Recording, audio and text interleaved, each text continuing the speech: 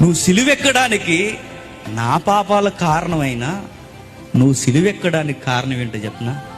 నీ ప్రేమే కారణం అంటాడు. నా పదం ఎంత బాగుందండి. నువ్వు సిలువెక్కడానికి నీ ప్రేమే కారణం, నీ ప్రేమే కారణం సిలువెక్కడానికి.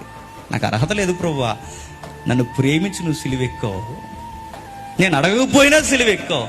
నీ ప్రేమే కారణం, నా పాపమే కారణం, నేనే కారణం. నువ్వు నా కొరకు చనిపోవడానికి అన్ని విధాలుగా నేనే కారణం. నన్ను ప్రేమించావు కనుక ఆ ప్రేమే కారణం నువ్వు చచ్చిపోవడానికి, నువ్వు మరణించడానికి, నా కొరకు నలిగిపోవడానికి. ఆ స్తుతి యాగంలో ఆ పాటలు అంటాడు, ఇక నిన్ను వర్ణిస్తూ జీవించడం తప్ప నాకు పదాలు కూడా అందో, నీ కొరకు బతికేస్తానంటాడు. నిజంగా అలా ఉందాం.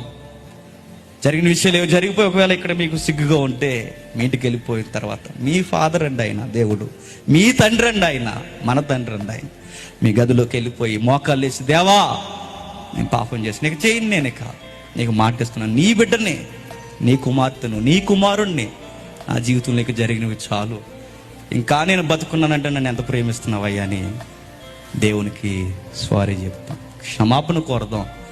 నాలో ఇంకా కనిపించినవి ఏమన్నా ఉంటే నన్ను మార్చు ప్రభువా అని అడుగుదాం, మారిపోతాం.